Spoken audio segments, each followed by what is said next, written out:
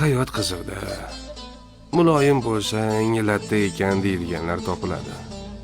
Qattiqqo'l bo'lsang, bemehr bag'ri toshga chiqarishadi.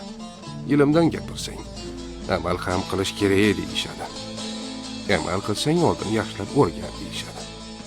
Maqtasang yaxshi bo'lasan, lekin tanqid qilsangchi, ichi qora yomon bo'lasan. Haqni gapirsang, hozir o'rin emas deyishadi. Indamasang qo'rqoqqa chiqarishadi.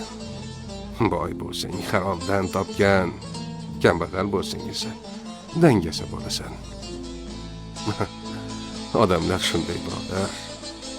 Ular baribir gapirishadi. Ammo musulmon odam bunga aldanmaydi. Sen faqat seni yaratganni rozi qilishga urin. Senga haqiqiy bahoni u qo'yadi.